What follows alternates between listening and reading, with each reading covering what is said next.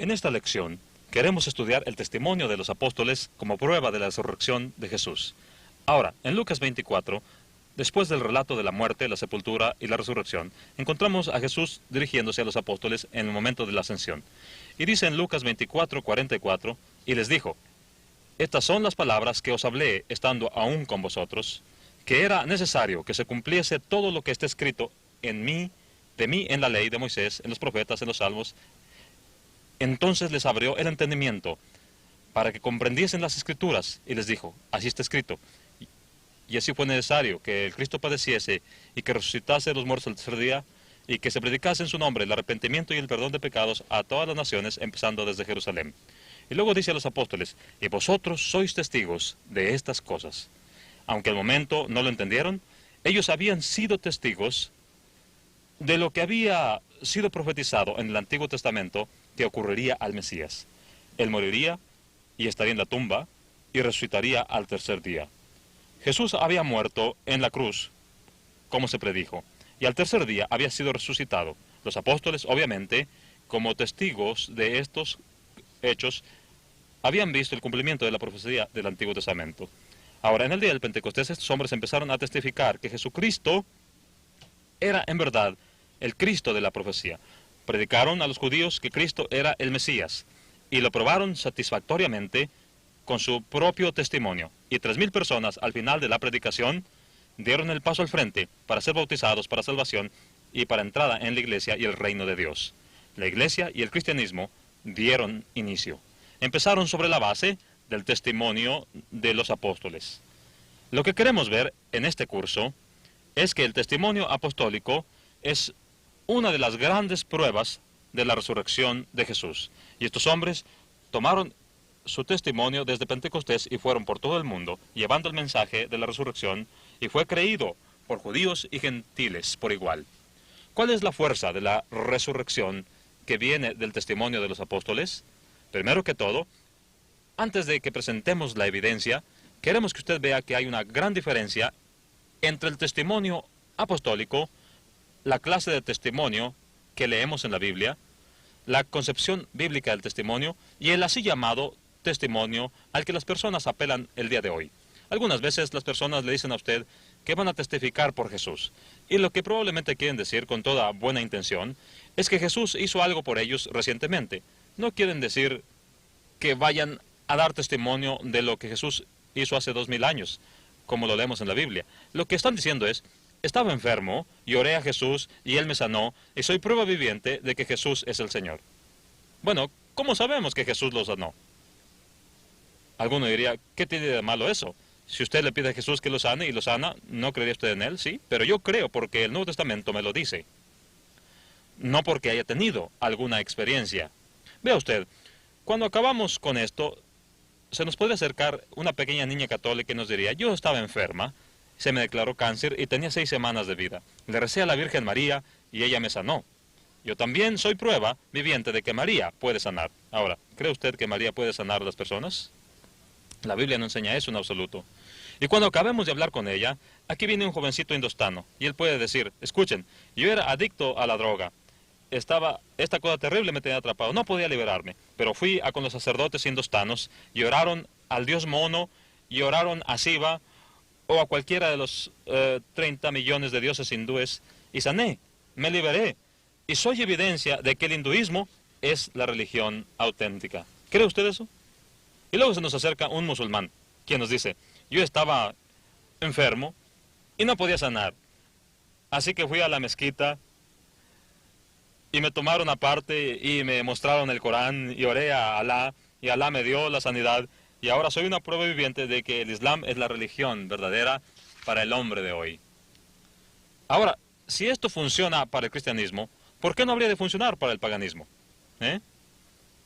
Veremos que la idea moderna del testimonio no corresponde a la idea bíblica del testimonio. Lo que queremos es mostrar el concepto bíblico del testimonio. Este testimonio está confinado a un grupo selecto de hombres, es decir, los apóstoles.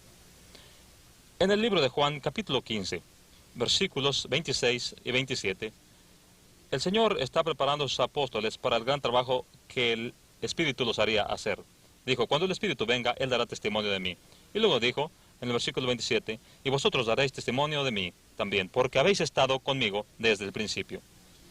Dos cosas se ven aquí, que cuando el Espíritu venga, los apóstoles darán testimonio, y otra razón que nos da es que es porque estuvieron con Él desde el principio.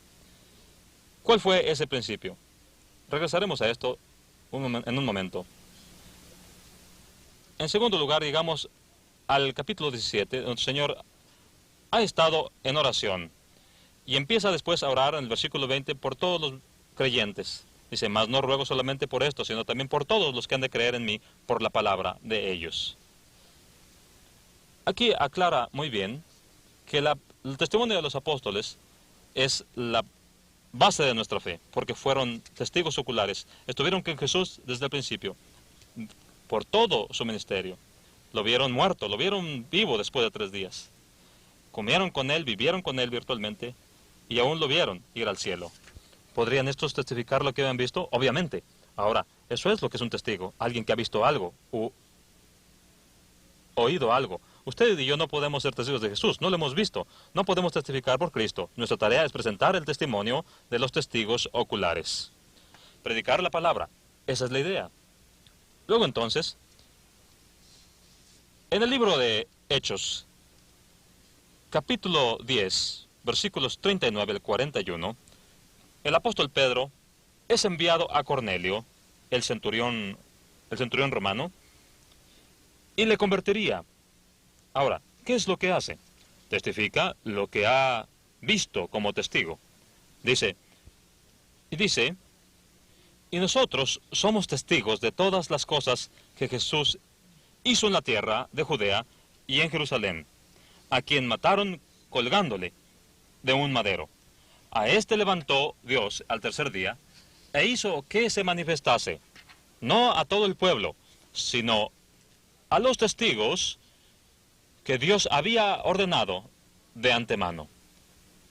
Ahora véalo identificar quiénes eran estos testigos escogidos de antemano. Dijo, a nosotros. ¿Quién?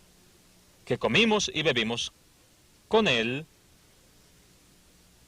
después que resucitó de los muertos. Nadie el día de hoy puede decir que ha estado con Jesús. No pueden decir que le hayan visto muerto y después haberle visto resucitado, para poder probar que resucitó de los muertos. ¿Quién vio a Jesús resucitado? Nadie. Pero ellos estuvieron con Él, lo vieron muerto, 3 días después afirmaron haberlo visto vivo, por lo tanto pueden testificar que es el que murió y que ahora vive, que fue resucitado. Esa es la lógica de esto. Entonces ellos estuvieron con Él durante 3 años y medio de su ministerio. Y durante este tiempo llegaron a conocerle. Por ello, podrían identificar a este con quien comieron y bebieron después que fue resucitado de los muertos. Y luego se hace una afirmación aquí en Hechos capítulo 10 y versículo 42, lo cual es muy interesante. Él hace una distinción entre el testimonio o dar testimonio y la predicación. Dice que Dios nos encargó predicar al pueblo, testificar que Él es a quien Dios ha ordenado para ser juez de los vivos y de los muertos. Ahora, hace una clara distinción entre la predicación, yo puedo predicar, usted puede predicar, y el testimonio, que es confirmado a los testigos y confinado a ellos para que nos den este registro. Después el apóstol Pablo, posteriormente, está por completo de acuerdo con esto. En Hechos capítulo 13, el apóstol Pablo está predicando el Evangelio y llega a este mismo punto de la muerte, sepultura y resurrección, y ofrece evidencia a las personas a quienes predica. Él dice, mas Dios le levantó de los muertos y se apareció durante muchos días a los que habían subido juntamente con él de Galilea a Jerusalén. Y luego dice, los cuales ahora son sus testigos ante el pueblo.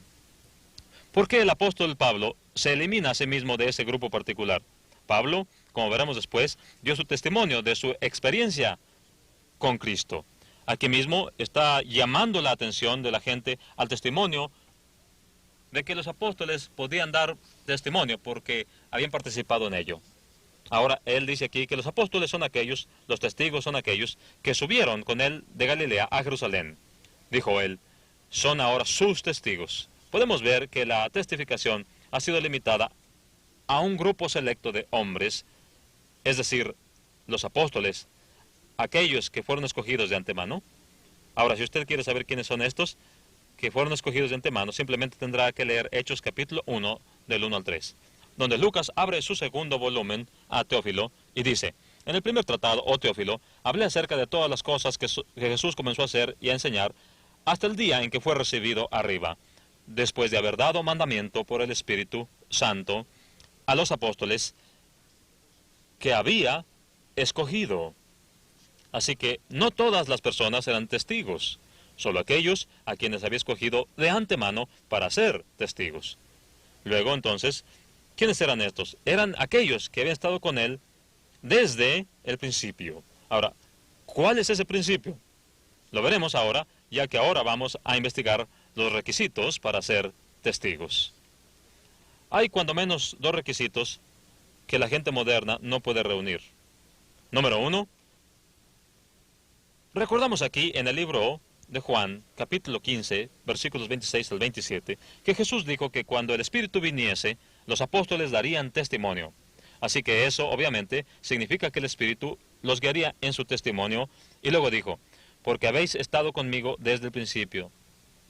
Ahora, en el libro de Hechos, capítulo 1, encontramos el relato de cómo Pedro y los otros apóstoles van a dedicar tiempo para escoger un hombre que tome el lugar que había dejado vacante Judas Iscariote. Y hay dos hombres que llenan los requisitos. Y aquí los requisitos expresados en los versículos 21 y 22. Pedro dice, es necesario, pues, que de estos hombres que han estado con nosotros juntos, todo el tiempo en que el Señor Jesús entraba y salía entre nosotros, comenzando desde el bautismo de Juan hasta el día que de entre nosotros fue recibido arriba, uno sea hecho testigo con nosotros de su resurrección. Aquí tenemos dos cosas. Primero que todo, ya hemos visto lo que es el principio. Es el principio desde los días del bautismo de Juan. Después de esto, de cuando Cristo fue bautizado y después del ministerio de Juan. Después de que el ministerio de Cristo empezó después del bautismo de Juan, entonces los hombres que serían testigos tenían que estar en la presencia misma de Jesús, entrando y saliendo, escuchando a Cristo, mirando a Cristo, familiarizándose con Él. Luego tenían que haberle visto muerto. Y luego al tercer día tenían que estar con Él durante 40 días más. Tenían que comer con Él, tenían que beber con Él, tenían que vivir con Él, tenían que tocarle. Y sabían que era el mismo que había estado con ellos por 3 años y medio. Luego lo vieron ir al cielo. Y de aquellos hombres que reunían estos requisitos, uno podía ser seleccionado para tomar el lugar de Judas Iscariote. 2 hombres reunían los requisitos. La suerte fue echada y cayó sobre Matías. Y Lucas dice que fue contado con los 11. Así que el hombre escogido para ser testigo era uno que reunió estos requisitos especiales y nadie los reúne hoy. Y enseguida nos dice el propósito de ser un testigo. Él iba a testificar en favor de la resurrección de Jesucristo. He aquí el propósito por el cual los apóstoles testificaban. Para probar que Jesús es el Hijo de Dios, debemos mostrar que puede ser mucho más que un ser humano. Cristo afirmó ser el Hijo de Dios. Afirmó que nos va a juzgar, que sus palabras son la regla del juicio, que un día nos llevará al cielo, a un mundo feliz más allá. ¿Cuál es la prueba de esto? Bueno, la resurrección, ciertamente, es prueba de ello. Si podemos demostrar que Jesucristo fue resucitado, esa es una confirmación de que todo lo que ha dicho ser, lo es. Y ese era el trabajo de los apóstoles. Debían de dar su testimonio ocular ahora. Ahora, ¿cuál es la fuerza del testimonio ocular? La fuerza es triple. Primero que todo, los testigos debían ser más de uno. Debían ser muchos para poder corroborar su testimonio ahora. Si alguien viniera y nos dijera que alguna cosa sobresaliente ha ocurrido, puede que usted lo crea o puede que no. Pero si otro viniera y dijera, sí, yo lo vi, entonces eso corroboraría su testimonio. Suponga usted que una tercera persona viene, muy confiable, no dada la exageración, y esa tercera persona dijera, oh sí, yo vi lo mismo. Y luego una cuarta persona viniera y dijera, sí, yo vi que sucedió. Si no hay nada de malo en el carácter de estos hombres, si no hay nada de malo en la investigación de estos hombres, pueden dar testimonio de lo que dicen haber visto.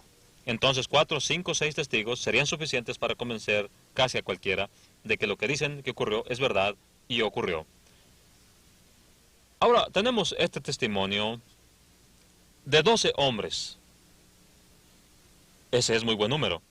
He aquí 12 hombres que el día de Pentecostés se pusieron de pie, todos juntos, y testificaron haber visto a Jesús. Ahora, cuando 12 hombres dan el mismo testimonio, usted va a tener que pensar que tal vez sea cierto. Pero la segunda cosa es la fuerza de su testimonio. Es la unidad o la unanimidad de su enseñanza. Estaban en perfecto acuerdo el uno con el otro. No había desacuerdo. Leonard Cale era uno de mis estudiantes hace algunos años. Leonard estuvo 20 años trabajando en la Policía de Caminos de California. Era un hombre que estaba muy acostumbrado a tomar el testimonio de los testigos oculares que habían visto los accidentes y las cosas que habían pasado. En mi aula, yo quería demostrar la necesidad que tenían los apóstoles de recibir el Espíritu Santo como un requisito para su testimonio apostólico. Este es el segundo requisito que es absolutamente necesario. Recuerde lo que dijo Jesús. Cuando el Espíritu venga, Él dará, vosotros daréis testimonio de mí. Recuerde Juan 14:26 y Juan 16:13, donde Jesús dijo que el Espíritu guiaría a estos hombres de manera sobrenatural, milagrosamente, a la verdad que debían predicar. Entonces, en Hechos 1, versículo 8, dijo, pero recibiréis poder cuando haya venido sobre vosotros el Espíritu Santo y me seréis testigos. ¿Cuándo entonces vendrían a ser testigos los apóstoles? Ya habían estado con Cristo 3 años y medio, le vieron muerto y 3 días después lo vieron revivir e ir al cielo. ¿Cuándo fueron testigos? Bueno, ya lo habían visto, pero aún no eran oficialmente testigos, porque aún no recibían el Espíritu Santo, quien libraría de todo error su testimonio ocular humano. Ahora, esos son los dos requisitos. Tenían que estar con Jesús desde el principio, estar con Él después de la resurrección, así como verlo ascender al cielo. Y aún entonces, eso no era suficiente, sino que en el Pentecostés recibirían el Espíritu Santo, quien los guiaría y los guardaría en su testimonio dentro de un 100% de exactitud. Al presentar esta clase, le pregunté yo a Leonard Cale, ¿qué porcentaje de confiabilidad se requiere de un testigo ocular? Yo creí que tal vez 60 o 70%, y él se rió y dijo, solamente 40% de exactitud. Como usted sabe, nadie va y se para en una esquina y dice, aquí voy a esperar aquí hasta que ocurra un accidente para poderlo ver. No funciona así. Así que un testigo presencial tal vez no sea un testigo voluntario de algo. Solo sucede y lo ve por coincidencia. Y 2 o 3 personas honestas y bien intencionadas pueden dar testimonio y contradecirse las unas a las otras. Leonard Cale dice que solo 40% de acuerdo se necesita. Pero lo que tenemos en los apóstoles es una garantía de 100% de acuerdo entre todos los 12 testigos. Así que aquí podemos ver la fuerza del testimonio de los apóstoles. Primero hay 12, muy buen número, y todos ellos están de acuerdo perfectamente. Pero hay una tercera cosa. Estos hombres sufrieron persecución por lo que creían. Y cada uno de estos hombres vivieron la vida que viven los mártires, hasta que cada uno, con la excepción de Juan, murieron la muerte de los mártires.